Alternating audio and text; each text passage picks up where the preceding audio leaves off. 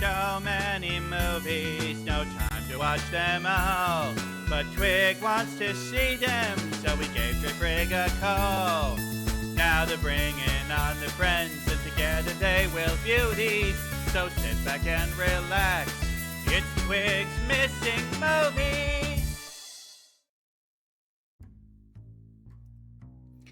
Hello, and welcome to Dray's Missing Movies, a show dedicated to watching the few movies that Drayfrjg never got around to seeing. I'm your host, Corvus Twig, and here is our feathered film aficionado, Drayfrjg.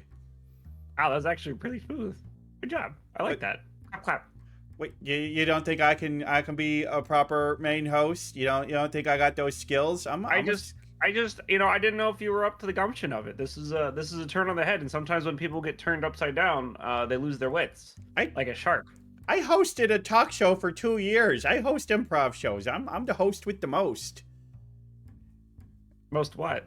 Well, not viewers, but Candy? You got candy? You got the most candy? We actually try not to keep candy around the house. Trying to eat healthier. What about seed? You have bird seed? Seed. I got tubs of seed. I got. A big, all right, so you got the most bird seed. All right. Yeah, and peanuts. I guess I can accept that. I guess I can accept that. Yeah. Guys, welcome to the Twigs Side Dray's Missing Movies. This is a month of me watching horror movies that I've never watched, because it's also our spooky month. And as everyone knows, this is Twig's favorite month of the year. It is, which is why we're starting it in September, because hey, the Halloween decorations are up. Hey, if people start doing Christmas crap the day after Halloween, I think we can start doing Halloween stuff the day after Labor Day. It's perfectly acceptable. I think it's a valid 1-4, 1-2, Yeah. Why don't, like every store I go into, why don't they play Halloween themed music the whole month of October? We get 2 months of Christmas music while we're out shopping, and they're not even on Halloween itself do they play spooky music. And I want to say that while Halloween isn't my favorite holiday of the year, I'm a Christmas bird. Okay, Christmas is my favorite holiday, or like that time frame, right? I'm a Yule bird, if it makes it better, more agnostic to religion. You give me a week of like outdoor Christmas markets, some mulled wine or mulled beers, and like a warm fire while it's snowing outside. I'm there. You can't stop me. I'm there. I mean, right? There are some great aspects to Christmas, so I'll give it that. My least favorite month though is November. Fuck November. Like, we have Turkey Day, yeah, sure, fine, but that's like one day, and it's a holiday. It's the fucking month with the least amount of fun holidays in it. Well, I feel like if we split fall properly into two halves, we got spooky fall and cozy fall. And if we really leaned into the cozy fall aspect of November, you take down the spiders and the skeletons, but you leave out the pumpkins.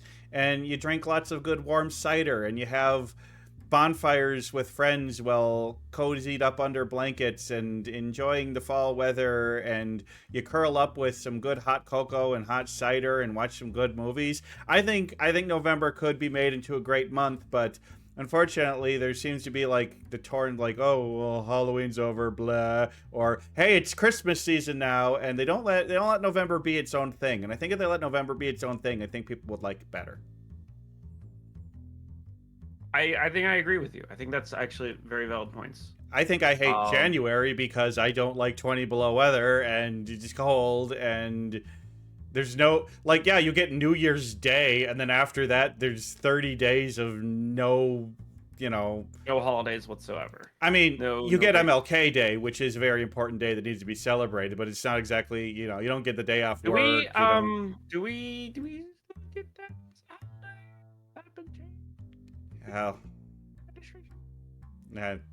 probably not. There's just look. I think that, but I think January needs a debauchery holiday other than New Year's. Let us. What? I don't know. We just need some days where we can commit crimes against the church that are not actual crimes, but God, what's that word for a word that like religion says is bad, but it's not necessarily a crime? Heresy? No, not heresy. It's just like an act you do that like Apostasy?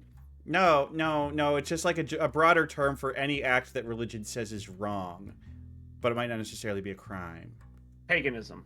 No, that's a belief system. It's not. He did. You're no. I think you're intentionally avoiding it. He's histrionics. Oh, you know what? I think you mean sinners. Yeah, that makes more sense. Yeah, I think we're talking about sinners. Because you knew what I was trying. Yeah, I know what you were saying, but you were being very non-general and very non-specific, and there's actually quite a lot of words for that exact turn of phrase. Well, no. An act that a religion deems to be wrong that is not necessarily a crime is a sin. Come on, that's can be also an act of apostasy or an act of heresy. But those are specific types of sins. But sin is a much more broad term, but also not crimes. Crime. Yeah. But a lot of sins are crimes. You know, murder's a sin. Stealing, murder, lying to me. Yeah. Anyway, so the movie is it came out this year. It's we're doing 3 movies in a row that are 2025. I promise you, we're gonna go back to older movies after this one. I promise you, but this is one that I really feel Drayfrjg needed to see. Sinners was released on April 18th, 2025 in the United States with a slightly early release on April 3rd at the AMC Lincoln Square. Was it really April? Yeah, it was April.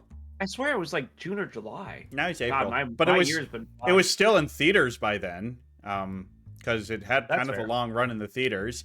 It had a very successful run. Yes, it was written and directed by Ryan Coogler. It stars Michael B. Jordan, Haley Steinfeld, Miles Keaton, Jack O'Connell, Woon-May Moscow, Jamie Lawson, Omar Benson Miller, and Delroy Lindo, among others. The music, which is one of the big parts of it, was done by Ludwig Göransson. And right now it has done $366.7 million at the box office with a budget of around $100 million. So, wait, you have $607 million? No, $366.7 million. Oh, okay, sorry. Which that's for a horror movie, and also you look at what are the top movies of 2025? Let's obviously K-pop Demon Hunters. Well, and the Minecraft movie. I mean, if we're talking what the box office is, so Lilo and Stitch IP. Wait, Minecraft. I forgot that came out this. Minecraft movie IP. Jurassic World IP. How to Train Your Dragon IP. F1 kind of IP. Superman IP. Mission Impossible IP.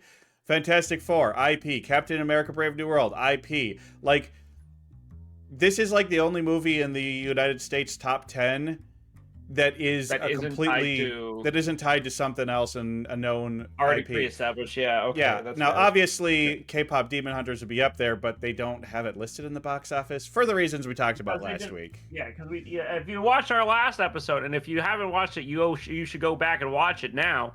Well, not right now, but after the show. It's a good episode. Real good episode. It's a good episode. What else do you know? This is such a weird feeling of you telling me about the movie. Currently it has a 97% on Rotten Tomatoes with 411 critic reviews. Oh, damn. Okay, that's a lot. Metacritic has it a weighted average of 84 out of 100, which for Metacritic, that's really good. And audiences polled on cinemascore.com gave the film an average grade of A on an A+ to F scale, making it the highest grade for any horror movie in 35 years. So, really? Yeah. Wow. So, this movie is, needless to say, well-loved. And awards. Well, the main award season hasn't come yet. We haven't had our Golden Globes or the Oscars. But the Astra Mid-Season Movie Awards awarded Sinners Best Picture, Best Director, Best Actor for Michael B. Jordan. Best Supporting Actor for Miles Catan. And Best Supporting Actress went to Haley Steinfeld, with Wunmi Moskow running up as the Best Supporting Actress. And then Best Screenplay. At the Critics' Choice Super Awards on August 7th, it won Best Horror Movie and Best Actor in a Horror Movie, for Michael B. Jordan, of course. So yeah, for the award ceremonies that have happened, it's done pretty good. Pretty good. I think so. I mean, I've heard quite a lot about this movie. I actually wanted to see the movie before this, but as everyone knows, I've been in the middle of the process of I was in the middle of the process of moving to Canada amongst other stuff too. Yes. But so with this being such a big movie of the year, and you know, being a movie that people have talked about, Dre, what do you know about Sinners? I know that it has Irish dancing vampires. Yep. Or something like that. I know that the movie centers around twin brothers, both played by Michael B. Jordan. Yep. And like one of them's the evil twin. I think there's a white lady involved as like a love interest, maybe. Okay. I know that there's at least a plot of the dancing Irish vampires trying to get all the black, I want to say plantation slaves, or maybe I don't know exactly their situation. Well, what year do you think this takes place? What year? I'm gonna say late 1800s, early 1900s. Okay, so they wouldn't be enslaved people, but it's you're thinking Jim Crow era. Jim Crow era, yeah, that's probably better. Jim Crow era. Okay. I could be wrong, but that's basically all I know that I can remember. Obviously, I've seen some things from it just because people put memes out there, right? I am a vast consumer of memes. You are. So yeah, that's what I know about the movie, and like I said, I haven't seen it because I've just been so busy, and it is a movie I want to see, and I'm kind of sad that I didn't get to see it in theaters because everyone I've talked to is like, yeah, you should have seen it in theaters. Yeah, you should see it in a big screen format. So I'm hoping that watching it at home won't dampen my experience at all. Well, I would say then sit close to the screen and have a good pair of headphones on. Oh my god. Because, without spoiling too much, this would be our second movie in a row. I'm going to go ahead and say it. Sinners is a musical. Now, is it a musical in the sense of, like, what we watched last week? You'll see. But music is a very big part of this. I feel like that's also like. Well, we'll probably let's save that for the discussion in the actual show after I watch the movie. Yeah, because I like to say it plainly, right? Music is a huge part of Black culture throughout history, right? Mm-hmm. It's a big part of every culture, but it is a hallmark to Black culture. Well, especially in the United States during this era. Especially in the United States. Yeah. Because it was one of the few things that Black people could do that white people couldn't get angry about. Really, without a whole lot of hubbub. So I expected it to have a big role in this. But yeah, that's basically all I know, and I'm very excited to have this chance to not only be in your seat, right, but also get to watch and talk about it with people who've seen it, because our guest this week is B, Mr. B, who is a frequenter of my channel, and my Discord, the Dragon Discord, and she's graciously decided to come on. Yeah, and I'm very much looking forward to her opinion of it, because with this movie and another one we have slated for later in October, it's one where we better be having a Black guest on, because a bunch of white people talking about Black history, you know what I mean. Yeah.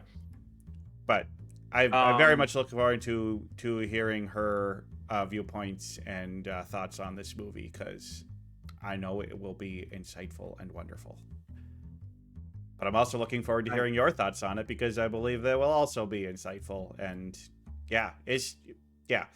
But with all that being said, shall we move on to your predictions? My predictions. I gotta make predictions. All right. Now I'm gonna be. It's still on my computer, so Dre's gonna have to be dictating to me.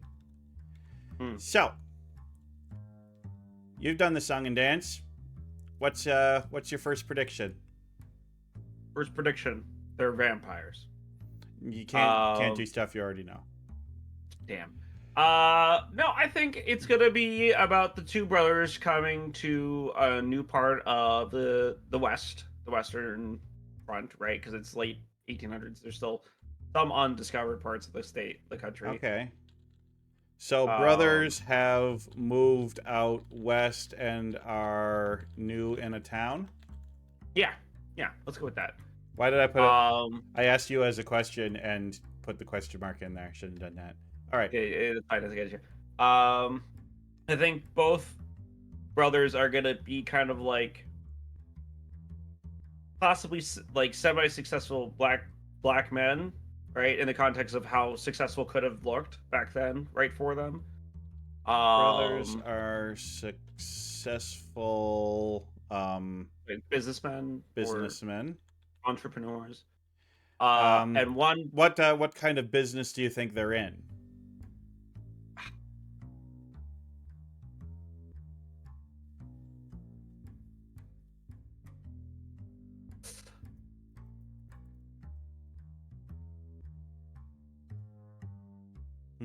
It's tough, isn't it? It's tough. It's tough coming up with a prediction. I'm gonna say Can I be broad or do I have to be specific? You can be somewhat broad, but agricultural businessmen. In the agricultural business. Okay. I think one of the brothers ends up getting mixed up with the Irish mafia. Ooh. Or something of that nature. And ends up getting mixed up with the vampires that way. Brothers gets mixed up with the Irish mafia. I want to do that as another one. The Irish mafia has vampires in it. Okay. Mm-hmm. Okay. Even if I'm all wrong, this still sounds like a cool movie to watch. I think over the course of the next several, maybe weeks or months, the vampires are slowly killing off fellow black people in the area, maybe to cut down on competition business, right? Because at this time, the Irish were still a minority in the States and looked down upon. So they would have seen competition from entrepreneurial black people as the absolute worst. So black people as a way to... Because we got to talk about... I have no doubt in my mind this movie's going to have a lot to say about racism. Yeah. And the pitting of minorities against each other. I think I'm going to combine these two into one. That's fine.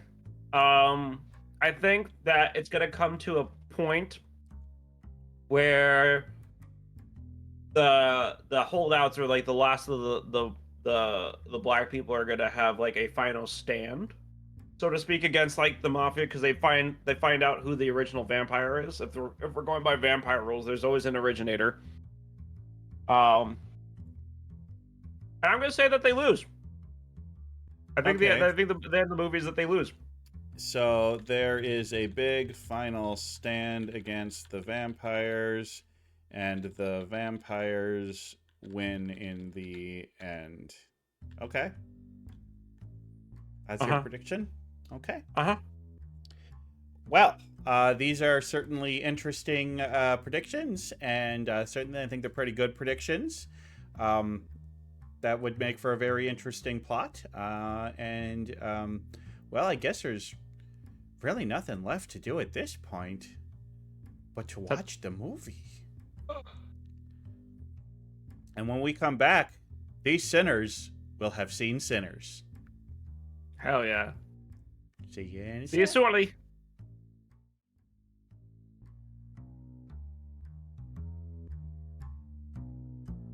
Hello.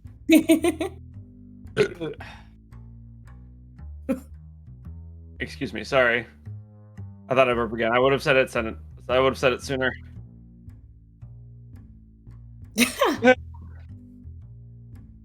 Hi. Yes, be like the bug. Well, welcome in everyone to another wonderful episode of Dre's Missing Movies. By another wonderful, I mean the only one. This is the only one that's purely just me. And I'm gonna be real, this is gonna be a little awkward for me because our roles are reversed, and I'm okay with consensual role reversal, but this is something way outside my comfort zone. You know what I mean?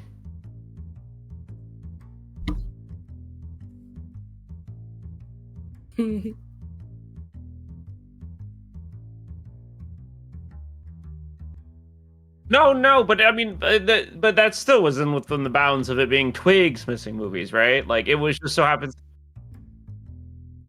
Twig is muted. Oh my god, that is so funny. Everyone, we can throw peanuts. Throw peanuts at him until he fixes it. Wait, who's muted? Oh, I'm sorry. Twig is throw peanuts! Throw peanuts! Quick!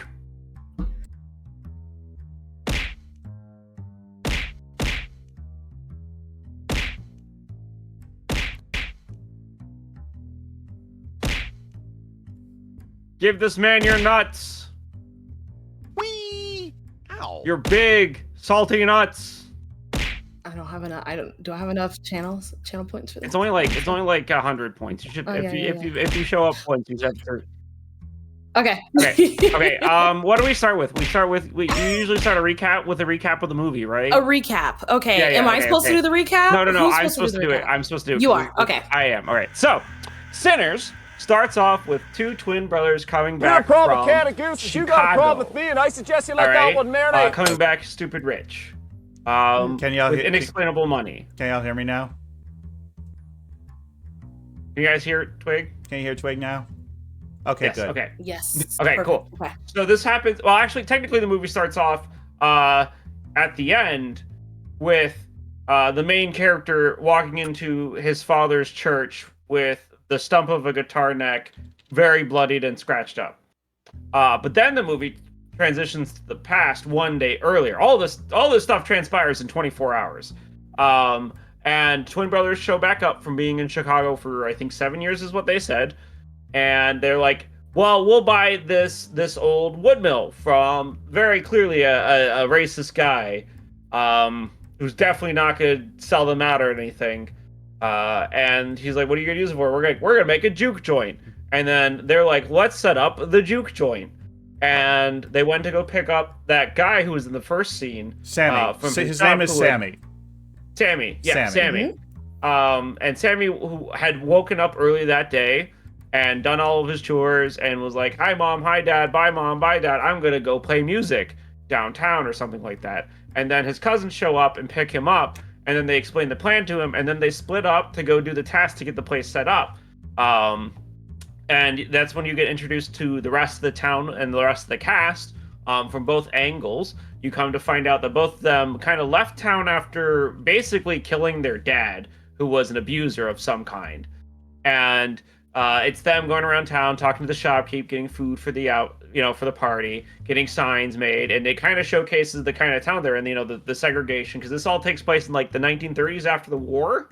But I think, after World War II. Nope. It's post World War One. Oh, it's post World War One. It's between World War One and World War Two. Okay, so post World War One. And it's alluded to that throughout this that the brothers went up north and actually were involved in crime, or after their stint in the military, because there's no other way to explain how buff they look.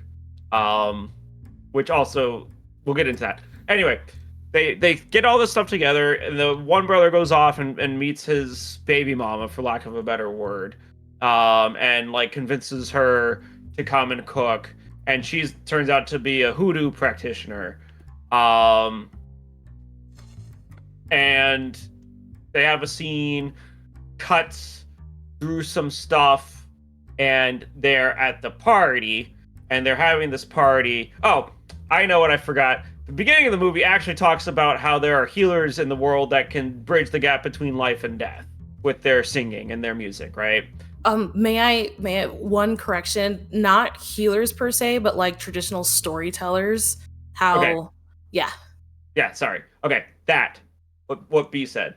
And anyway, so at this party, everyone's having a good time. Obviously, there's some drama involved, interpersonal drama. And Sammy gets up and gets his chance to sing. Oh, I'm forgetting other plot details. I'm sorry. Mhm. While they're in town, they pick up a singer, an old drunkard singer who is supposed to be a blues player, Delta like a Slim. famous blues. Delta Slim, yeah, an important blues player for the town, and I don't know if for like the nation. It's kind of alluded to that he's been around and sings a bunch, and is known. There was a lot happening. Huh? Mhm. Anyway, so this blues singer does his bit and introduces Sammy, and then Sammy sings a song. Sammy's singing powers come out, and it Wait. breaks the gas. What? There's like, did you the scene where we meet the Native Americans? Did you mention? Oh yeah. Oh, I haven't even gotten to that part. Sorry. Well, that happened Yeah, before. that happened before. Yeah. Sorry. There's a lot of plot points going on. There a lot is. of threads. At some point in the movie too, you see this what is clearly a vampire being hunted in broad daylight. Makes it to a house, offers very racist people some gold for shelter from these people. The natives show up, hunting this guy. The racists tell him to basically fuck off. They fuck off because it's getting dark and they don't want to be out dark while that thing's still roaming. And that's that scene. And that establishes the vampire, the bad guy. Cut back to the party's happening, him singing past and future get represented and is singing, and it's actually kind of a cool scene. And it's kind of a cool scene. We'll get into this. We're gonna get into this a bit after the recap, okay? You see the blending of history and like the influences and how music, has evolved over time, especially in relation to Black people. But you also get some of other minorities that are present there. With I think they're supposed to be Chinese or Korean. Yeah. I can't remember. Chinese, I think. Chinese. And you see some of them blending in too.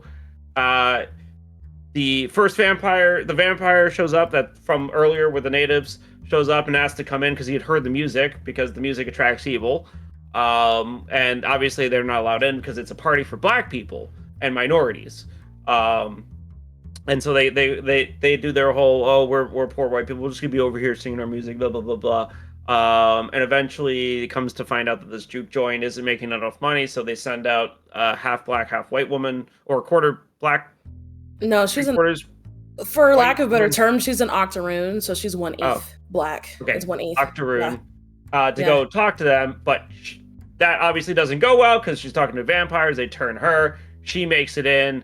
And that's when things start going south. The vampires start, like, people either leave the party to go to piss, like their bouncer, or other people leave. Rest in peace, Cornbread. Rest in peace, Cornbread. Didn't deserve being taken like that after Tinklin. Other people get taken. One of the twin brothers dies to the vampire chick. And the rest of the movie is them trying to resist these vampires and trying to resist their temptation because they're like, oh, come on, join us. There's the fellowship and the equality and in our hive mind vampire stuff. 1, 2, 3, 4, 5. Yeah, and they're singing their Irish jigs and whatnot. Eventually, they get one of the Chinese characters' husband, and he's like out there, and then they, because they have a hive mind, they threaten her child. This pisses her off, and she, in her moment of rage, invites them in, and it starts this whole fight scene where the building catches fire, but doesn't catch fire at all, really. And they're fighting, and the brothers fight against each other. They're killing each other. A bunch of them die. The last two people remaining is one of the twin brothers and Sammy. And they have a final confrontation with the vampire that gets moved outside. Sammy eventually hits him with a guitar, which ends up having a metal plate on it that ends up being silver, does a lot of damage to the vampire. And right at the final moments when the vampire is like, I'm going to kill you now, the sun rises and the vampire dies. But that's not the end of the movie. the movie cuts to Sammy entering the church and talking about Sammy, the preacher, his father being like, Sammy, put down the music, give up the life of sin, blah, blah, blah. That doesn't really happen. Cuts to the twin brother who survived. He's at the thing, fully expecting the KKK to show up. But he had pulled out a trunk of weapons that he had kept from World War I and killed them all. Ended up dying himself because one of them shot him in the stomach from a very livable wound. He survived somehow. He survived. He died from a survivable wound. Sorry. And then at the end of the movie, it flash forwards to like the 90s. 1992, it says, yeah.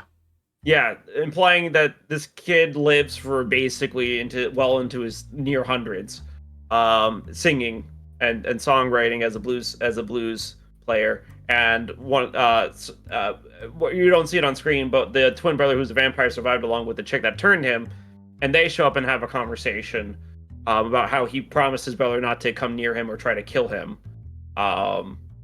until the end of his life. And he shows up. They don't kill each other. They just have a conversation, and that's it. And that's the movie, to the best of my ability to recap it. As you guys can tell, there's a lot going on, and now let's talk about it. There's a lot going on. Because I have a lot to fucking say about this movie. You did a really good recap. First of all, I need to ask, Corvus, how many times have you seen this movie? 2 now. And okay, I think I liked 6. it. I liked it even better the second time than I did the first time. Okay, cool. Because I picked up on so many more things that I didn't notice the first time. Because, boy, if you want a movie with a lot of little background details, this is a movie with a lot of little background details. There is, and they know their history. Like we were talking about, like, you know, I'm gonna stop you there. They don't. So, okay. I think there's some stuff that's historically accurate that I know of, but there's some stuff that's historically accurate, but there's also stuff that I have to say I don't think they did enough research on. But one of my big gripes with the movie right off the gate is that the language that they use varies in terminology.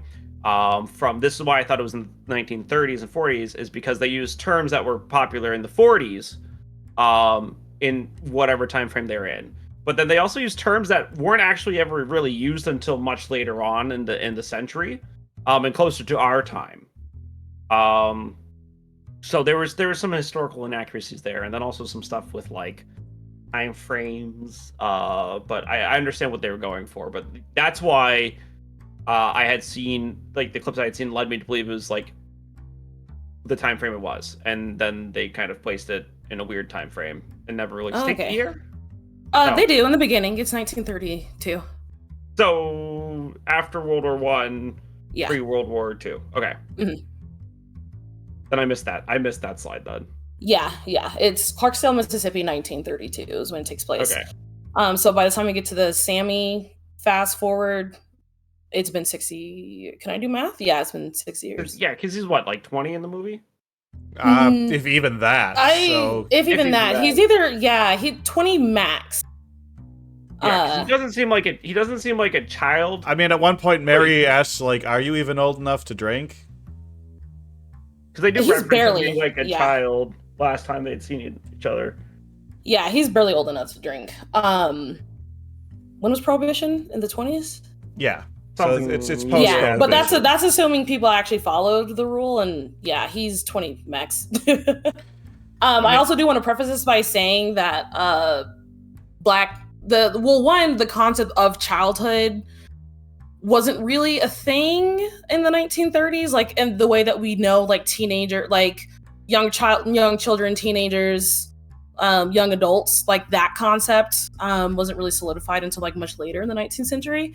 But also a lot of Black children are not afforded childhood. Oh yeah, 100%. So even if he was like 16, 17, 18, he still would have been treated like an adult. So more mature than peers who were white at the time. Yeah, he's also the oldest of his siblings, and that also compounds. Mm-hmm. I'm gonna. He's young. Yeah, I'm gonna be real. I have to say that I found the movie a little mid. Why? There was a certain point in the movie. There was a lot of good build up. So the best way I can describe the movie is it had a good Southern Gothic premise and setup. And I mean, it had good, like, here are some characters with some shady and mysterious backgrounds. Here's some characters with, preacher boy backgrounds. And they set up a lot of stuff for a lot of conversation about race and historical prejudice. And then halfway through the movie, it felt like they decided to ditch that concept, those storylines they were trying to tell in favor of trying to tell a vampire movie. I need you to extrapolate on that, mainly because before I say to extrapolate, the concept of vampirism is a direct, how do I say this? The concept of vampirism, and the way that they displayed it in the movie is, for lack of a better term, kind of like I don't know if allegory is the correct word to use for this, but cultural appropriation. Yeah. So Really? I got that concept. Okay. The concept of they were trying to play on cultural appropriation. However, I don't think they stuck the landing with it for a lot of reasons, but mostly because they chose to use an Irishman who around the same time were experiencing not exactly the same, but similar kinds of oppression and segregation of their own, and were just starting to come out of it because, people in power needed another tool to keep the minorities pitted against each other. And as we find out later on in the movie, Remick, I can't remember his name. Remick even admits that I remember when the British came and forced their religion on us, right? Which implies that he was a pagan before all of this. Yeah, right? he's old as fuck. Yeah. So them using an Irishman who essentially had his culture stolen from him as a representation for cultural appropriation with a symbol of the devil, and then adding in the layer of equality and fellowship. Really kind of irked me a bit because if you wanted to do cultural appropriation, I think they should have gone with a guy from Victorian England as a vampire who would come over and fuck up. So to offer like a different, I guess, perspective, it's very important that they chose an Irish person, not just any other white person, but specifically Irish people. Because in the Black community, we always make a lot of jokes that Irish and Italians are the real Black people, because of the way that Irish people were treated as second-class citizens before the concept of whiteness really became a thing in the United States. Yeah, Irish people weren't really. Yeah, Irish people weren't considered white; they were considered Irish. And Italians weren't either. And yeah, exactly. I mean, Italians were considered white until like the 90s almost. Yeah, it took much longer for them, but I just mentioned because Black people, we make the joke all the time. Like, obviously, we all know that Irish and Italians are like the real Black people. I'm not Black. Yeah. Well, and Smoke and Stack, even one thing I want to point out, Smoke and Stack, the way they're dressed, Stack is dressed in the red, and he has an Italian-style hat on, and he has the Italian-style pinstripe suit. And it's heavily implied that he worked for the Italian mobsters in Chicago, whereas Smoke wears the derby hat, more of a felt suit. He's dressed more like an Irishman, because he had worked for the Irish mob up in Chicago, and they were both playing each sides. So those two were actually dressed as Italians and Irishmen for the movie. Yeah, So, exactly. again- Mainly, yeah. Yeah, go ahead. Oh no, I was just gonna say, because mainly when it comes to Black people and integrating with white cultures, honestly, the only ones that we would kind of have like an opportunity to integrate with would be Irish and Italian people, because they were not considered Black, or that's they my weren't point. considered white. That's my point. Is that proximity of the minorities, right, for the time, having the Irishman be the one as a representation for appropriation of Black culture, right, didn't feel right. It didn't feel good, especially a pre-Christianity Irish person, right? Yeah, like I feel like I thought it was really important that he was Irish. I think it was important that he was Irish, but I don't think they should have used it as a cultural appropriation allegory. I don't think they were. I don't think it was a cultural appropriation. No, it was. Yeah, 100%. Yeah, I'm going off of what B was saying with it being an allegory and symbol for cultural appropriation. Yeah, so like the reason why it's ironic, right? Because you have Irish people at this point in the United States were not considered white, but they're still above black people, right? So Remick goes in saying like, "Oh, I know how you guys feel," because to an extent, yeah, there is a level of understanding that he has with his people being colonized, Christianity being forced on them, their culture being stripped away.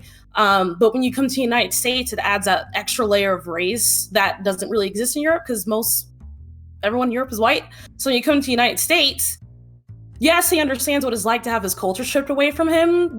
But depending on how long he's been in the US, like you're still above black people. You're still above them, right? So you have someone who has as close to experiences as black Americans have at that point, for him to still behave in a way that the majority of white people behave, i.e., you have something that I want, I'm going to take it by force.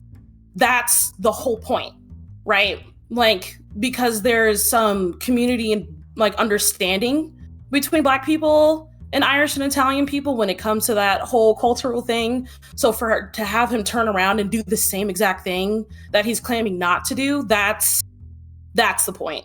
And that's the reason why it would only work with an Irish or an Italian person. If it was like a British person, British people have been colonizing for years, right? They've been doing that shit for years, right? So to have have an Irish person do it instead, just adds like an extra layer of, I think, to like the whole concept of like race and cultural appropriation, and how you kind of end up falling into the same patterns that you think you're above. Because he clearly thought like, "Oh, I'm totally above all that racism stuff." I was like, "No, you're not." Kind of like, yeah, that stuff is really hard to get above, and that's why I think it's really important that he's Irish. Yeah, because it's like he may be lower on the totem pole, but as long as he still has He's somebody still to white. look down on, Yeah. Because that's part of the whole Does that thing. make sense, Dre? I mean, it's kind of Like, part of does the whole that thing, add that more way the layers? culture works is that the people on the top start culture wars because they want the people beneath them fighting with each other, and they want the people that they look down on to have somebody else that they can look down on so they don't start looking up. But the problem with that, though, is that he mentions in the show as a way to tempt them is that he wants equality and fellowship with all of them because he understands that the people that are in power want them to be fighting, right? And he says, how great would it, I can't remember the exact phrase, but he says, how great would it be if we just all came together and we're all friends just to piss them off? Something to that effect, right? So The general vibe, yeah. Yeah, I see what you're saying. I still don't think it's well done. I can understand it and appreciate it from the points that you're given, but I don't agree with that entirely. The other thing that really annoyed me though was like this is from a I have autism and vampires were a niche obsession of mine for a bit, was that the power scaling for the vampire was all over the board. The first scene we see him in, he's clearly running in the middle of the day sun at like its highest point or near its No, it wasn't middle of the day. It was going getting there. ready to set. Yeah, like. But it doesn't matter because the sun is still more up than it was at dawn. It would have been at dawn. And he's running, and he makes it to a house after he's being run down by Native Americans, who I think they say were the Choctaw. Yes. Yeah, and I didn't have time to check this, but I really wanted to go and see like how accurate those outfits were. I'm hoping that they are accurate. I'm going to assume that they did the due diligence and Ryan Coogler actually looked this stuff up because he did a really good job with Black Panther and finding styles to bring into that. It's a screenshot right there. But he somehow runs through the day and finds shelter without instantly frying, right? But at the end, he gets killed, not because the silver hit his head and cut his brain in two, but because the sun burned him down to a crisp in 2 seconds. Right? It took a while. But he was basically paralyzed on the spot in the water, right? And burned very quickly when we see him very clearly out in the day otherwise. So I really wanted more information about what the Choctaw were doing and where they were, because I was expecting them to show back up at some point, because they could have used any number of excuses for why they knew where he was. Yeah. mean, there's like for me, I think there's a very clear reason why they didn't show up. Is one, so I don't remember if you knew in the beginning when they were talking about the three storytellers. So with Choctaw, it was and I'm blanking on the word, fire keepers. Oh, I can't remember. And then the West African griots, and then the Irish fillet.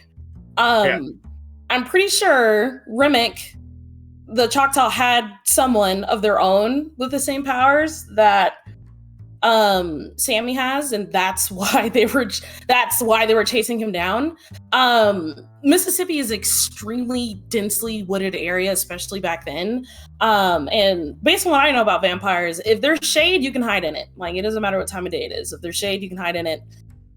I think the reason why he was in such rough shape is because he had to run from the tree line to that person's house. Because if you look at the screen, there's a tree line that's there, and the dude could fly. So I think he made it just in time to the shade of the house before he burned up some more, because he was pretty burnt when he got to the door. He was fucking terrified that the almost got time. It was the same amount of time. It would have been the same amount of time that he stood in the sun and would have run to the house. No matter what, he would have had sun on him, and it would have been burning him faster and faster as he got closer. Yeah, but the sun was setting, because by the time they're done speaking to the Choctaw, the sun is down. It's dark. So no, by the time the Choctaw leave, it starts. Well, he's saying that because of how quickly he burned up at the end of the movie, he would not have had time to run across the field from the trees and to then the house. Sit outside in front of the door. And I understand he was kind of in the porch, but like, I don't know. But I'm also wondering, it was the power and fighting that kind of. I don't know. To me, that just feels like a nitpick. That may have been nitpick, but yeah, like, he also had like a big giant slice of silver in his head. Like, I think he was just fucking tired, honestly. Like, he'd been fighting all night, a big ass chunk of silver in his noggin, and it's just like, you know what, you got me. Other things with the vampires that kind of annoyed me was the way that they were feeding versus turning. They were using zombie mechanics for turning people. Basically, you just had to be bit and you would turn. Whereas historically, vampire turning is a deliberate action. In a different method than just feeding. That's fine. I'm not going to sit here and nitpick over it. The thing with vampires is that vampire lore is incredibly consistent, and what's accurate about vampires is whatever the author says it is, because there's a million little bits of lore about vampire. Yeah, I mean, they look, if you're gonna the basic tenets. Shall we go back to talking about Twilight? No. Don't bring up Twilight when it comes to vampires. Twilight at least establishes their powers, how they evolve, how they turn, and there are rules to them. We do not get any of that in this, and like even a partial explanation of like, these are different kind of vampire. Nothing like we've seen before, would have gone a long way than just going, oh, it doesn't matter if you killed the originator or not. They just live now forever like that. There's no stopping that. So to your point, I think the one inconsistency we saw was Mary's turning, right? Yeah. Because one of like somewhat established vampire lore is either you have to, like, the main requirement is you have to die first. You have to die, and then you come back as a vampire. You see that in an interview with a vampire. Pretty sure you see that in Blade. So, like, with Bert, he was obviously dead when Remick had, when the lady came in and he was dead, and he, like, woke back up. We didn't see what happened to Cornbread. He was turned off screen. Everyone was turned off screen. Mary was turned off screen. She's walking back. So, like, I don't know if they killed her first and then she came back, but I think she follows the same kind of off-screen death and then turn. But yeah, so that was, I don't know. it's consistent. And then the effects for it, the zombie bite effects. I'm sorry, I have seen better gore mechanics and better bite mechanics. Makeup made in lower budget films. Yeah, I did not like the bites. I like them. Yeah, I also saw some behind the scenes. They were very intentional with the way Ryan had a vision for the way that he wanted it to look. Which, if you don't like how it looks, that's a fair critique. Okay, let's talk about that too. So when we started watching the movie, as they were driving through like the cotton fields and the stuff like that, there was something that was bothering me. the entire time. I was like, I feel like I've seen these effects somewhere. I feel like I've seen this lighting scheme somewhere. And it wasn't until after the movie when we looked up the director, because I didn't know the director. I didn't remember the director right off the top of my head. I was like, oh, it's Ryan Coogler. Oh, these are the same effects they use in Wakanda's field effects. All of them. It's the same lighting. Yeah. And I was like, that's why it looked familiar. It was like a weird thing, and it just kind of took me out of the scenes that they were in the cotton field driving through. I understand that it wasn't really that important to the plot, but it was very just bright. like a stylistic thing. Yeah, it was a stylistic thing that threw me out of the scenes a few times.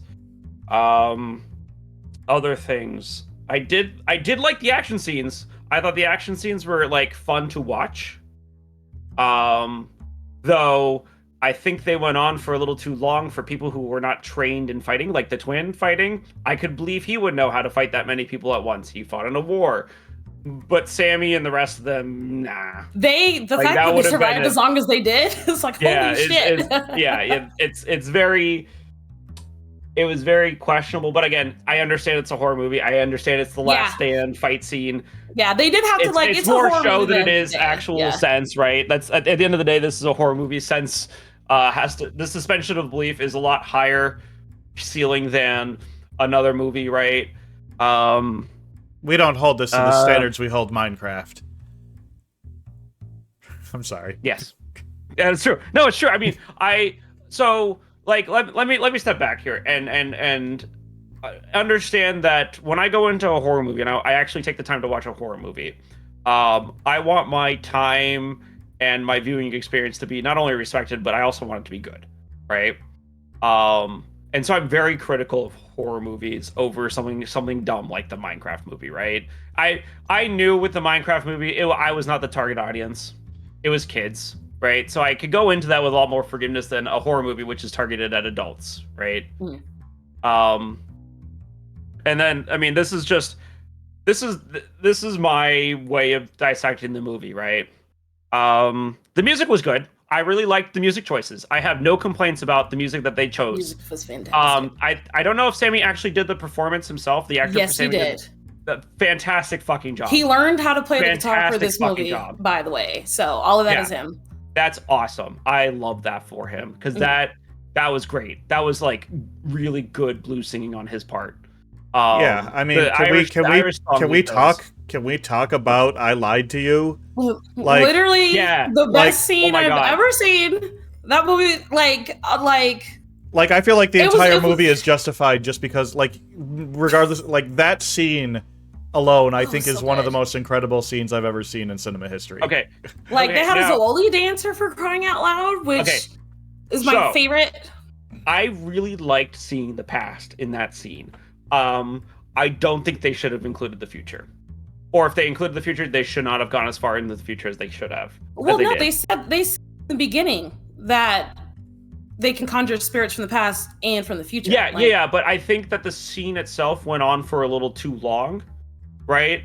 And the inclusion of too much of the future, too far into the future, ruined what the scene was for me. Right? I highly disagree, but also mainly because it's opinion, right? It's just I also recognize almost all of the dances that they picked. Oh no, for the absolutely. Future. I still thought it was cool. Yeah, seeing it all. I think it was. So I can understand. I don't want to pull the black card. Like don't think that's what I'm trying to do. But that scene was a love note to Black American music. Oh, that's 100%. The reason why they went as far into the future as they did. And really, if we're being technical, the furthest thing into the future was Homegirl throwing it back in the kitchen. Okay, which you can argue is to 2020s. Honestly, that's like you can argue that's as far as it went. It was to modern time, but based on the way that she was dressed, it was definitely closer, in my opinion, to 2010s. Yeah. Just based on the outfit. Granted, I've seen girls wear those outfits now. So, and it wasn't that part wasn't that long either. But I was wondering when the first time I saw the movie, I was hoping that they would make it to 2020. I was like, how far in the future are they going to go? And we had Homegirl throwing it back. I'm like, absolutely, this is the best thing I've ever seen. So I can see how it would take you out of it, but they did all forms of Black American music from the beginning to the present. And I think that was the whole point. And I again, I'm not the target audience for that scene, right? But at the same time, if I'm watching the scene and I'm taken out of it because something throws off my suspension, right? I'm gonna make note of it, and it threw me off. I'm not saying it's a bad choice. I'm not saying it takes anything away from that scene, because it's still an impactful scene. It's still very cool seeing all the different kinds of musicians they had come in for that, and their traditional dresses and their traditional instruments. I just think it should have been more past than future. But you know, this kind of goes into my next point. Sammy's powers don't really come into play beyond that one time. And they don't really explain how they heal people, then besides they just heal people, and we don't see like healing people either on screen. It's not like literal healing. Then yeah, that's what you mean. That's not what it's not literal healing. It's spiritual healing. Yeah. Okay, but we still don't see people with spiritual healing. Well, okay, right? So how do I explain this? So like you don't agree that the time that his music, because I found it to be, I don't say spiritually healing, but the feeling of elation that I got from that scene is a form of healing that the Black people of this time period were seeking. You're in a juke joint, it's just you and your kinfolk, and you just get to have fun and be free, and that in itself is a form of spiritual healing. Like that whole, like a couple of hours that they're at the juke joint was just healing. Like sometimes it's just nice to like just go dance. Well, it's like what old man Sammy said.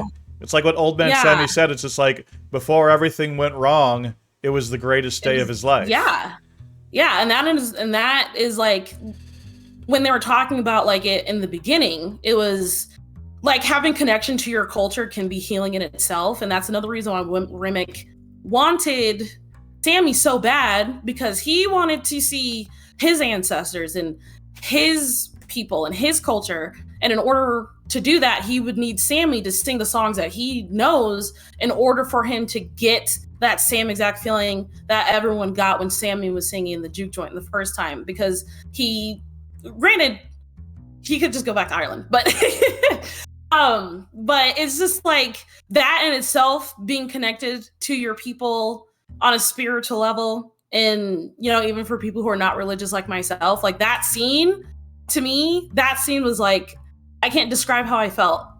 It's like I said, it was a love note to Black American culture and like music in general, and I really, really enjoy like listening to music. So yeah, healing liberated. I can see that. Yeah. I guess I just need a little bit more explanation of what they meant by it. Mm-hmm. Yeah, they don't have any supernatural powers aside from, because no one else can bridge the past and the future, which is a huge supernatural ability in my opinion. Yeah, no one else can see those people in the room, but it's the feeling, if that makes sense. Those other musicians weren't actually there, and nobody else could see them. That's at least the impression that I got. In fact, I wasn't even sure if Sammy could see him. No, he can't. It's very obvious the way that he's walking around. He can't see them either. He doesn't know what he's doing. It's very obvious that he has no idea. I gotta say though, also, I fucking love the futuristic guitar man. That guy fucking rules. Like when I was watching the movie for the first time, I'm like, oh, okay, cool, he's gonna sing, and then the guitar riff came in. I'm like, and then we had the DJ. And then the beat dropped. I'm like, oh hell yeah! This is the best thing. But I wanted to ask, how far in the future, like, what was the first thing that you saw that just like, oh, that took me out of it? I'm like wondering like what time period. I think it was when it's like, it wasn't exactly how far. I think it was just too much of too far, right? Too much of the future got shown over more of the past. I feel like it focused on, once it got to homegirl throwing it back, and then it started focusing on rap and hip hop and crumping and the other styles that were shown. Technically it was out of order, because we have like I think that may have been what pissed me off more than just it being in the future, is that it was out of fucking order. If they'd done an evolution through time in order, right? You know, they had done, you know, started with blues, got into, you know, rock, right? And then went into more like that power metal, that the guy, you know, Prince type rock, right? Because there's an interstitial type of rock that existed between blues and, you know, Prince. Well, you kind of I mean, you talk about Chuck Berry. Chuck Berry would be the one who like really Chuck brought Berry it from blues. Like Chuck Berry didn't necessarily invent rock and roll, but he's the one who brought rock and roll to the mainstream. I think if you had gone through the phases in order of like decades, right? If we want to categorize them as decades in this case, I would have been happier with it. But then how do you do justice to the past? Because like, how do you then because the like chronology a lot of you know, Black history music, like because I couldn't even name all of the stuff in Africa. The only one I pretend. Yeah, go ahead. Sorry, go ahead. Oh, I'll say the only African-centric dance that I recognized was the Zaioli dancer. I don't know if you remember, Dre, but it was the dude with the mask, and he was doing a bunch of footwork while like his upper body was hanging still. Technically, that's 2020 as well, but they've also been doing that dance for like centuries. So, I think that's the reason why they kind of did. Like, a lot of that stuff was passed, but a lot of Black Americans honestly can't identify all of those dances, because I did have to look to, when I was like, just like online, there's a lot of Africans like who are still in Africa. I was like, hey, like they were recognizing some of the older stuff. And I think Black Americans recognize all the newer stuff. So, but also one of the, I have to add it. Also, there's the issue is that so many Americans think of African culture as, oh, there's the one African culture, when Africa is a fucking ginormous continent with thousands of different cultures and histories. Yeah, as far north as Egypt, as far south as South Africa. I mean, it's like, I don't know. I'm not gonna sit here and pretend to tell you that you should have just gone there and you know, done your history and researched the past to make it in order. But I think there's like doing it like, oh, here's our past, and then kind of having it a mishmash to not only, I think, could make a point here that because of the damage that white people have done to Black culture and history, we don't know what the answer is. But here's where it goes from here. Could have been a salient point they could have made with that scene too, right? Yeah, that's fair. I also think like they did want it to be somewhat recognizable for Black Americans, though. That's fair. That's fair. Again, I'm not the target audience. I'm just speaking from what I've seen, right? I thought the scene was flawless. No notes. Loved it. One of the greatest scenes I've ever seen in history. The fact that they put in crip walking, was also like just feels so specific because Ryan Coogler is from California. That makes sense. And California knows how to party. I really love that they put the crip walking in there, because I know the Bloods have their own dance, but it's not nearly as popular as crip walking. California hip hop is so different too from East Coast hip hop, and even Midwest hip hop has its own some styles, you know. I like the Detroit stuff. Not Detroit. Look, the greatest rapper of all. We all know the greatest rapper of all time is Eminem, because okay, I'll just okay. I think my list here is the other thing is that Sammy continues to play music for the rest of his life for like 80 years, knowing that his music does that, and they very specifically state that the vampires do not die if the originator dies, and there is no quantity of vampires or evil things out there doing that music. And I just know, because of how that time frame was, Sammy would have done a lot of touring in the South before going north later on in his years. So, and I don't know about you guys, but Southern Gothic as a setup means that there is a ton of places with spooky happenings, and he should not be playing anywhere near them. Right? We don't know what he was doing, you know, for those 60 years. So he was playing music. I think we now have a crossover. I think we have a crossover between this movie and our last one, and we have Southern Blues Demon Hunters. Oh my god! Yeah, he might have avoided certain areas. Like, I would not be surprised if he did avoid playing in certain areas. It was just a weird thing. I'm like, he goes on to keep playing music. Okay, so does he become like really good at fighting evil, and demons, ghosts and stuff? You know what I mean? I would have liked a little bit more explanation, or maybe like a flashback or something like that, just to explain it. But again, maybe not the biggest plot point, but it did kind of irk me a little bit. But I mean, And they couldn't do. assuming that he had to keep playing. That's the triumph of the movie. Like, yeah, look, he did have to. When I saw this in theaters, I was in a theater, and I would say 2/3 of the theater were black. And when he made the decision to keep playing and was driving the car, clutching the guitar, every black person in that theater was cheering and clapping and having a moment of relief. That's like the importance of it too, right? Is like the persevering through it all. And in defiance of your elders as well, because him walking away from the church, especially in the 1930s, was a huge deal. Especially if it's as a pastor's family-run church. Yeah, huge deal. That even now, it's still a big deal even now. Yeah. Like not just like in black communities, but like any community where you're the pastor's child and you leave the church, it is a huge fucking deal. And especially at that time too, where the church was like the one space that would have provided the most, I guess, community and protection. Yeah, that's what Smoke was saying. He's like, go be with the proper black folks, go make gospel music. Like, you can, like, if you want to do music, do it in like a more, respectability kind of way. Like, because gospel was obviously like an option, but he don't want that. He wanted to be free. one of the nice, I guess, tidbits though that I noticed at the start was when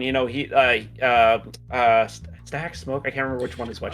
Stack is the one that gets turned. Stack is red, Smoke is blue. Yeah, that too. Think blue smoke. Is that better? Blue smoke. Yeah. Twin 2, the one that was dating the hoodoo Annie. Well, we haven't talked about Annie yet, and Annie is an incredible character. I love Annie. Okay. And yeah, there is some things said about her that pissed me off. Yeah, there is some stuff there that I've known from my interaction in heathenry and paganism and my forays into knowledge of like hoodoo past and present. That I was like, okay. But I did like that she was like, I made you this fetish to protect you, and it's kept you fucking alive. Mojo bag. Yeah, the mojo bag. Sorry, I called it a fetish. I meant a mojo bag. Sorry. Oh, I wasn't sure. What is that? It's the little bag that she made him. I didn't know that could be called by that. I've only ever heard mojo bag. A fetish is a representation of and manifestation of power. Think of it like a totem. So it was just I called it a fetish. It's a mojo bag. Mojo bags are just another. It doesn't matter. Doesn't matter. Is that she says very clearly that she's been burning roots to keep him alive through the war and through whatever else. And at the very end, he takes it off before the KKK shows up, and that's why he died. The implication is that's why he's died. Because he gets shot in a spot where if you get shot, you are more than likely to live. Even back then. Exit wound. He had an exit wound. He would have been fine. He had a clean wound through and through. I just think it was a combination of blood loss and exhaustion. And honestly, people waiting for me. Why do I have to be here? Yeah. I mean, he'd lost everything. I understand it. Yeah. Yeah. No, that's why he took off the bag. Yeah. Annie even tells him, "We're not making it through the night. But if I die, if I'm going down, kill me because I don't want to be turned."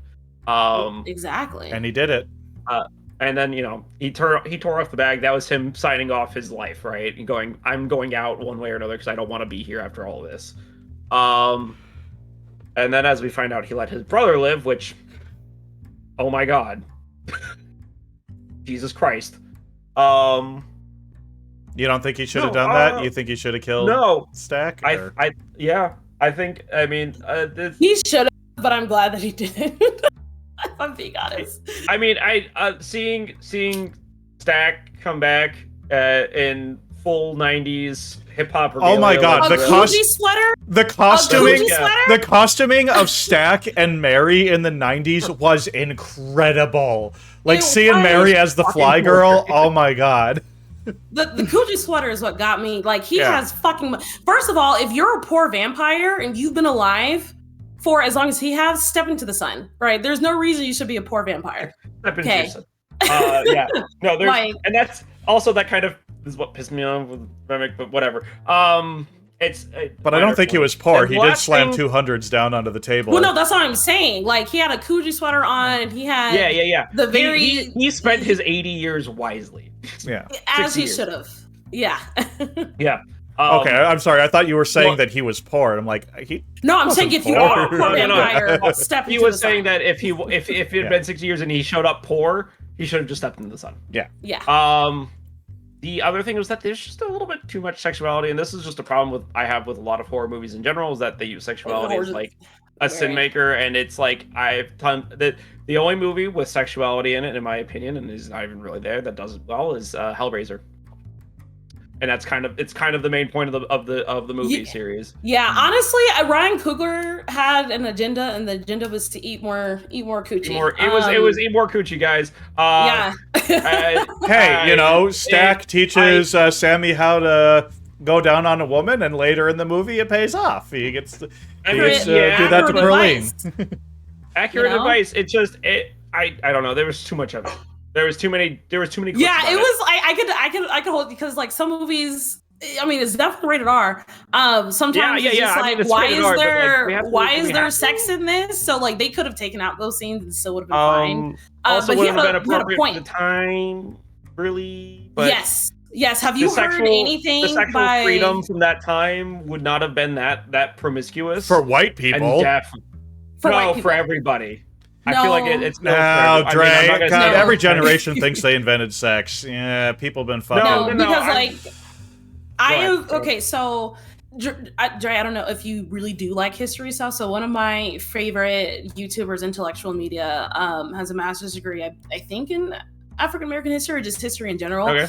He does an entire video on women in music, and she starts in the early 1900s. Black women have been singing about getting dick down and eating coochie in that time period, before that time period. Like, this is not new to Black community. Like, all right. Yes. Can you send me that name though? I'd love to watch that series. Absolutely. Yeah, she does most of her stuff does focus on Black women. No, it's absolutely fine. It's absolutely fine. There are gaps in my knowledge, and I need to fill them. Yeah, that video will cover a lot of that. Like, that was 100%. One of the main blues singers of the time was bisexual, and we're not going to get into gayness and its erasure throughout history in this show, because that's not what we're here to talk about. I do want to go a quick shout out though to. Out that it's not. I did want to tell a quick shout out because we haven't mentioned the character yet. I like the character Perline, and I thought I thought Pale Pale Moon was one of the more incredible musical segments of the movie. Do you know how hard it is to still in the movie theater when they started doing all that hooting and hollering and stomping? My God. Pale Moon. Like, the stomp part was so hard to, like, I want to stomp. Like, it was so good. I also think Will You Go, Lassie, or that song, better than Pick Poor Robin Clean. I thought that song was so pretty. It was inviting. It was I would have. I liked it. If they did Poor Lassie, I would have let him in. Yeah, it would have been over for me, Chief. Yeah. And I mean, as somebody with Irish descent, I did really love Rocky Road to Dublin. When I had no idea that song was in the movie, and when they started singing it, I'm like, oh, they're singing that song Rocky Road. Goes triple platinum in my headphones. By the way, I love that song. And I mean, just look up the full version of that song is on YouTube on the Sinners soundtrack. The full version of that song is that, and it's from. I was gonna say, did you notice did you listen to like the actual OST of it? Yeah. Outside of the movie? Yep. Yeah, they added 808s to like the last third of the song, because like as the song progresses, you get more and more bass, and then they layer I don't remember what the instrument is called, because I saw it on TikTok with the traditional like bass drum was called for Irish music, but by the time they get to like the third part of the song, they add 808s onto it. Which I just think added a very specific like Black flair to it. And then the spiritual singing right at the end of the song. It is a shame that the whole song is not in the movie, but the whole song is long as fuck. So yeah, understandable. It's like almost 6 minutes long when you listen to the full one. It's a very long song. In fact, I'd been last shout outs. Oh, go ahead. I said I'd been listening to the full version so much when I rewatched it, I was like, oh, this is a really shortened version. I remember it lasting longer than this. Well, it's probably because I've just been listening to it. Okay, last shout out. I want to say, great acting by the entire cast. Oh yeah, I believe all of their characters were their characters. I do think that Michael B. Jordan's characters needed a little bit more separation and characterization, and not just relied on outfits to tell them apart. Wait, you couldn't tell them apart? Yeah, I thought it was extremely obvious. This is where I admit that if there are identical twins, the only thing that'll ever get me to tell you apart is if you wear name tags. I am really so like the way you didn't notice like the way that they behaved, like the way that they behaved was extremely different. I mean, Smoke had a twitch. Like I don't know if you noticed, Smoke had a twitch. He couldn't roll or light his own cigarettes, and you notice that Stack is always reaching out and helping him. Even at the end there, when the Klansman, he has to take the cigarette. When they're in the scenes together, I could, but when it's focusing on them, right, I couldn't get it. Really? Well, see, I think Smoke had become a little bit more. Smoke was definitely the more reserved one. Smoke was the one that's just like, hey, you know, it's okay if we take. He seemed a little bit more world weary because he was the one who was the veteran. Smoke was the veteran. Stack was not. No, they're both veterans because he said they're both veterans. They're both. He explicitly says that the reason he keeps telling him, I keep protecting you. And I'm always gonna protect you because he protected him in the war. That's like the implication is that he was. All right, okay, I got that wrong then. But yeah, no. You put them in a single scene by themselves, and I did not know who was supposed to be who until they said a name. And that's the only characterization issue that I had. Otherwise, amazing acting on everyone's part. I believe the characters they were playing.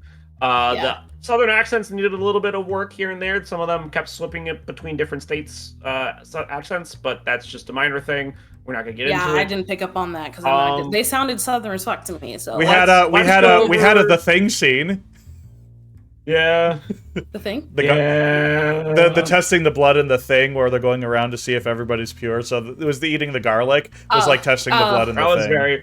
That was the guy eating the garlic and going, and he's like, I've been drinking all night, my nerves are shot. I love Slim being like, you're an evil man for making her eat garlic. And the fact that we're talking about this as the screenshots show up on the back of the screen is perfect. Yeah. That shit was funny. I'm sorry. That was hilarious. That shit was fucking hilarious. But absolutely something you should do if you're worried about someone having been bitten. Yeah. Also, Dre, I did send you the video. Yeah, I saw that. I saw the DM. Okay. Yeah. I'll check it out and save it for later afterwards. But let's go into how I absolutely did not predict this movie at all and predicted another movie that I actually think would have also been awesome for it to have been. All right. I think predictions, there was like one. I got close, but I batted right, but the ball went left. Well, moved out west to New in Town. Well, no, they moved south and they were back to their hometown. Yeah, so. That's wrong. So, oh, nope, sorry. Red. No. And I think this next one, Brothers Are Successfully Businessmen, and you led me on with this one, and I'm partially blaming you for asking about careers. But I did not get that one right. I'm going to give you a yellow on this one because they are successful businessmen. We just don't know what actual business they're in. Or were in. Whether brothers get mixed up with the Irish Mafia and the Irish Mafia has vampires in it? No. But I think part of that's a yellow. Well, I mean, Smoke had been back in Chicago, but I think Dre was predicting that we would see that in the movie and that he would be... Yeah, that the Irish Mafia was there in town. It was mentioned, yeah. So that's fine being right, I think. Killing off No, I think this movie... What was that? Killing off successful black people as a way to boost their own business interests, kind of? No, I mean, depends on how you look at it. Wrong city, to be honest. Like, again, they should have went to, like, Mountain Bayou. Like they mentioned, not Clarksdale. Yeah. There is a final big stand against the vampires. Give me that one. Yep. That was a green. There was a big final stand. Did they make the money legit? No, Haseo, they did not. No, they definitely. No, they it's definitely implied that both of money. them. It's implied that they both stole a shitload of money from the two things. They Yeah. stole money and skipped town. They even talked about, you don't think they're gonna come looking for that money? You know. Yeah. Annie At the time- was spot on with her critique of Smoke when he came to visit. Like, is like, oh, you guys are done in Chicago, but is Chicago Dumb. through with you guys? And it's like, Yeah. That the Probably other not. big thing here is, and this is more of just knowledge of the mafia at the time. Going south in any way, shape, in any way, really was the way you escaped Chicago. Yeah, I mean, think about Casino. He goes southwest to escape, sort of. Yeah. But going south was the way you left Chicago. That's just a trope in general. The vampires won in the end. I'm gonna say that one should be a yellow because they do survive, and it is hinted at that they've kept doing their shit the entire time, and will continue to do their shit the entire time. Yeah, with after he's Stack and gone. Mary. Yeah, I mean, Sammy escapes, but it's hard to say that he won. He died old age, so I feel I like said that's when vampires, not the originator. So yeah, that's I'll take a yellow on this one. yeah. I'll give you And yellow. I think there's the reason why they let Stack and Mary live was because their main plot point was because in the 1930s they could not be together. Yeah, So the interracial marriage thing.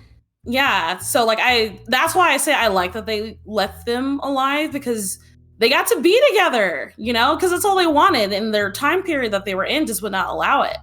So That's fair. I All do right. appreciate their love story that way. Yeah, so I don't think I passed this one, guys.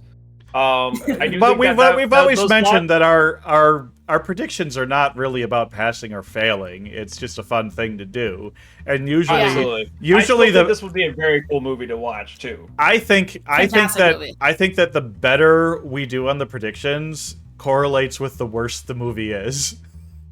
Like that or I just how fucking much you nailed know my about the prediction. movie I beforehand. nailed the predictions on Romeo and Juliet. Accurate, but also it was based on Romeo and Juliet, so there's not a lot you could have done to shake up that story without changing it completely. Now let's talk about where I would have watched it. Placed it on the thing. Well, I feel like this discussion has made you hopefully appreciate it a little bit more than maybe you did an hour Absolutely. ago. Yeah. Absolutely, because I it hope. was at first my first thought coming into this was did not like it. Which is interesting because you're the first person I've I- seen who didn't like it off of first watch. And after talking with you guys, I can appreciate it more. But I don't think I'll ever go back and watch it again. Really? I'm not the target audience, and that's fine. I don't agree with some of the choices they make in the movie, and that's fine. I'm also, not the biggest horror fan in the world either, so I'm gonna critique horror movies a lot harder than I will other types and genres, right? Mhm. But I do think it's good. After talking with you guys, there are parts of it that make it good in its own right? I think I'm gonna have to place it in dumb fun because if I'm gonna sit and watch this movie again, I'm gonna have to turn off my brain completely. Okay. Yeah, and we didn't even talk about like everything because we still. So where would there's you still the put it? aspect with, Below, like between Spider-Man and Footloose, between Spider-Man and Fifth Element?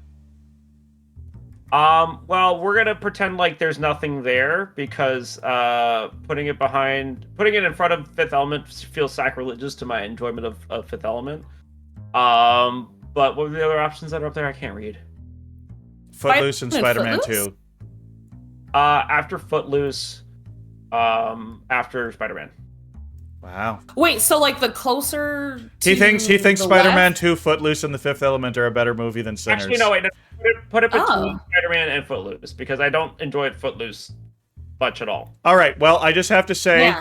we're putting it here because it was Interesting. Dre's missing movie thing. If it were me, Yeah, no. if it was me, it would It'd be be at the top. move your ass over to K-pop Demon Hunters. This is where it would be Exactly. for me. But Yeah, that's Dre's where the I one would who put it. didn't see it. And look, Dre. Yeah. Dre and I have wondering different. also- I'm just Dre and I wondering if have this is different also- opinions on movies, and that's But- okay, and that's a good thing. I am glad I saw the movie though because I even though I don't enjoy it, I feel like it's still very important piece of culture because of so many other people enjoying it and it having such high ratings, right? Not seeing it felt sinful in a way. Oh. Yeah. But yeah, I don't think I'm gonna go out of my way to see this again. But if someone puts it on and we're just big chilling, sure. Yeah. And I also do like on social media because I like watching video essayists and like people talk about it. It brought up a lot of different conversations within different communities. Obviously, of Black Americans, Chinese Americans, and Irish Americans. Yeah. Which I thought, especially the inclusion of Chinese Americans, because I did not realize that there was a large population. And did you notice? Did you notice that they operated 2 stores? They operated a store for the white people, and they operated a store for the black people. And the daughter goes over from the black person store to the white person store, and you notice that the design and the signage on the 2 stores is very different. The way things are displayed is very different. There's more tools. The food options. There's more tools for sale at the black people store. But it was a big thing where it's just like, there was a lot of There's also tamales. I'm not sure if you noticed like the Mexican influences, but there was a tamale store as well. So everyone brown was on one side of the street and everyone not brown was on the other side. Segregation was in full swing, guys. Yeah. And also the fact that it was Grace, the one non-black person in the room who low-key got the ball killed. Like, that was a choice, and that was a choice that they made on purpose. Which, it makes sense. But it was definitely interesting seeing the online discourse. You understand her motivations for doing so, but still, she shouldn't have done it. She shouldn't have done it. I wanted to punt her across the screen when she did that shit. That shit pissed me off so bad. It was a classic horror movie. We had to advance the plot to the fight scene somehow, and someone's gonna take the fall, but they botched it all, and they could have had a lot of great opportunities to bring him out, and maybe have her husband goat her more into it. Or, there's a I'm sorry, if Bo told me to go outside, I would have been outside. That man is fine as fuck. Oh my god. I just had to say that. I would have been out. I would have been outside. He's a handsome man. lot of good looking people in this movie. Yeah, there was no one ugly in that movie. No one. Not a single person. We love that. Well, thanks for I love that we're acknowledging that cornbread is fine. He has his place in handsomeness. Hey, some women love a man like that. Cornbread was hilarious. He had a wife, and universe wife. Hey, his wife was awesome. His wife was like she was. She had what, one line? How much I'm paying? I think that was her line. Yeah, and does this movie pass the Bechdel test? Do we get a no?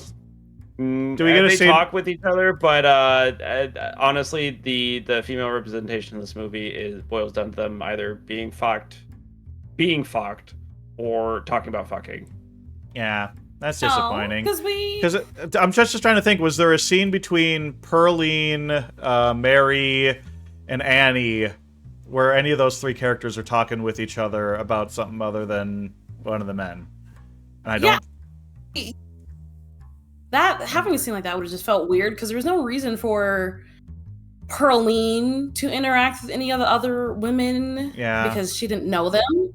But Mary and Annie obviously knew each other through the twins. But it's very obvious that Smoke, I don't think he liked Mary. I think he liked her very much because he barely speaks to her. Like, he acknowledges her for like 2 seconds and then goes on about his way. Oh, Bond's here. Yeah. Kind of agree with what Bond's saying. I do, well, I mean, they all died. None of them but Mary, and Mary technically dies, right? Technically. So none of them survive. None of them live as full humans at all. Yeah. I already knew. But to be fair, only Sammy lives as a full human. Only one character does. Well, no. I would say Mary turns into an accessory. Stack? Smoke? Stack? Which color? The one that lives. The one that lives. He lives. Stack. He just gets killed by the KKK. Oh, Smoke. Okay. Yeah. So, well. Oh, he does. He does live. He just doesn't live for long afterwards. Okay. Yeah, I don't think he wanted with his death. He didn't want to live though. I wouldn't want to live. My brother is dead. My girl is dead. My baby is dead. I don't have any money. It's time for me to log out. Yeah. Well, yeah, and I like that they did that scene. The way that they did it was very good. Because I'm not sure if you guys know, in a lot of African cultures, you wear white for mourning. That I did know. Okay, yeah. Well, I feel like B could talk about this movie for 3 more hours. I could. And I would love to talk Mario's with B. a sexy side piece, but I feel like We are. This is. I think this is already officially our longest episode. But B, you've been incredible. We could not have asked for a better guest for this movie. So thank you so much for coming on. Everybody, everybody follow Mr. B. You know, the link in the description. Thank you. Link in the description. Throw a shout out, Haseo, if you can. Although I don't think I have. Oh, did I not put your? I didn't put your name in the. I didn't put your name in the thing. I didn't even notice. But anyway, anything you want to plug upcoming soon? I got nothing. Me either. I mean, I guess just watch these two when they stream. You know. Yeah. Watch us when we go live, guys. All of us, and we'll see you next time. There we go. There's the with shout To out. Be Determined movie. Yeah. Wow, not a lot of people live right now. Yeah. Also, Bon, if you do want to yap more about the movie, hit me up because I could yap about this movie. Like I said, I've seen it 6 times. This is my 6th time seeing it. My God. Yes.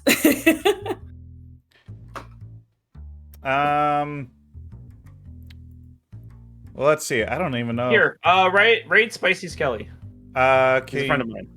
Yep, I got you. Yeah, send me the thing on the thing. Name is in the DM.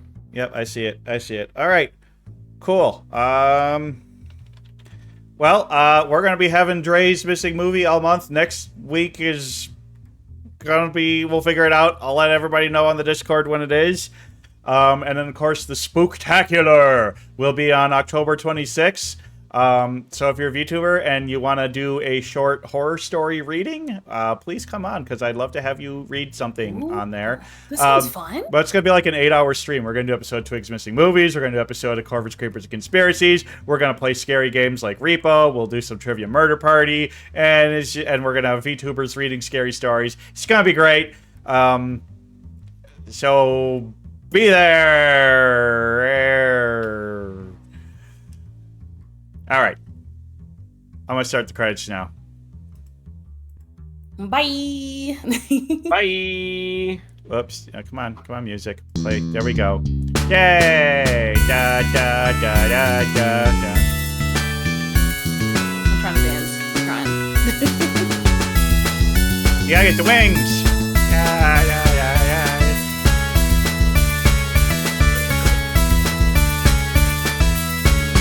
But no, this is fun. I like chatting about movies. Absolutely. I love talking about movies. I'm a movie whore. Love movies. Even a bad movie, even if I don't like it, it's still a movie. Yeah.